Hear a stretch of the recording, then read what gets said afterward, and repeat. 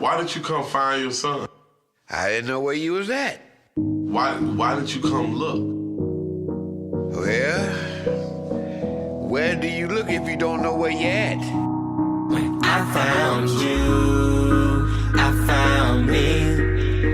This is how it was supposed to be. When I found you, I found me. This is how it was supposed to be. My mama boyfriend taught me how to womanize, how to run from the truth, to tell women lies. Never had a father, and I blame my mama. She made bad judgments and had horrible karma. Couldn't even find a decent man for me to honor. Got my degree from the streets, that was my alma mater. Called my homies my cousins, and the hustlers my brothers. We had our own clique, we rolled for each other. They taught me how to pick locks, how to ditch cops, and how to... Community, and graduated from high school in Vallejo is when I kind of got lost. You know, I kind of went through my spurt of, my father told me I wasn't college material as far as, you know, I was supposed to go away to college. I started to rebel, and I went to the streets. And so after going to the streets, just trying to find my way, I had to grow up fast. And so at 17 years old, I moved out the house.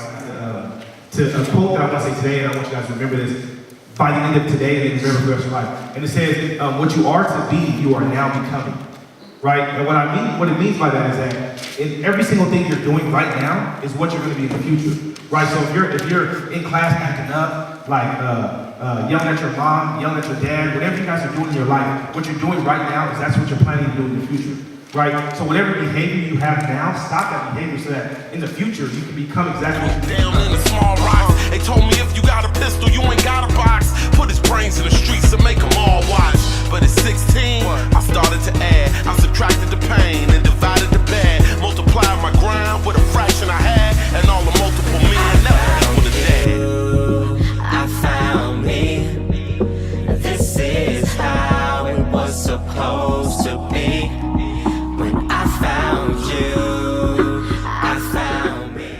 Go through my mother on drugs, my father not being around, being on welfare. 6 siblings in the house.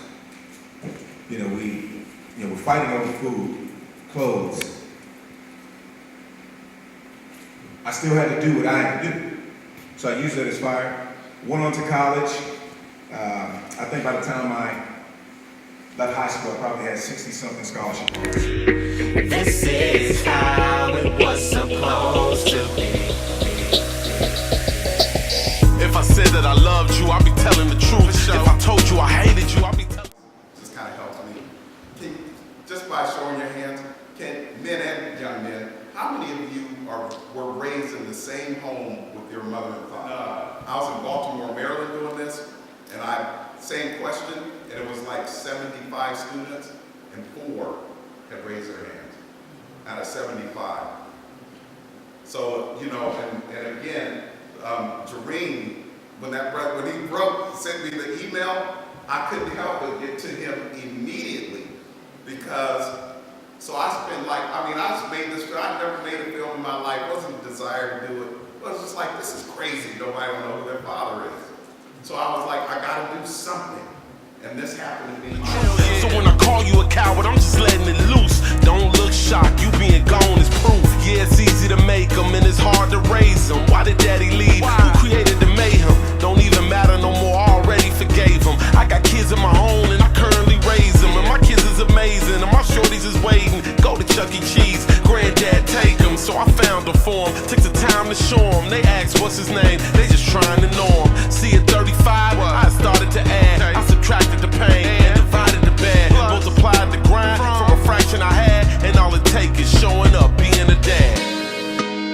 After all I thought that I could do, now I know that it was all for you.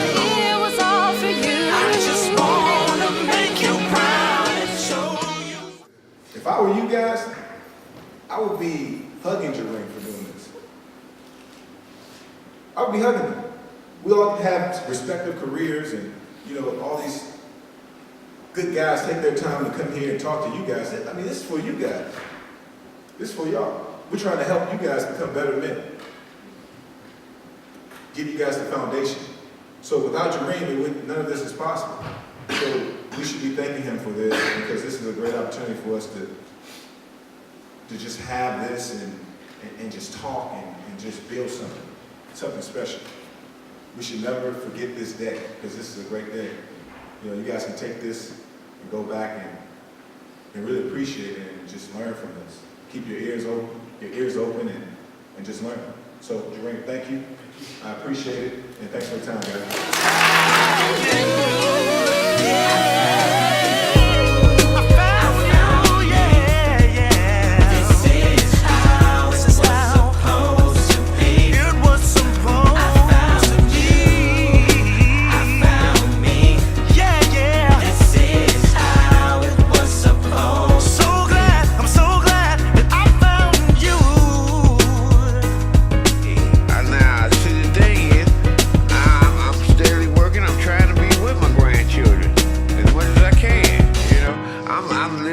Right down the street from you, so that I can visit my grandchildren. I got my crib. I'm moving on, and there is no excuses.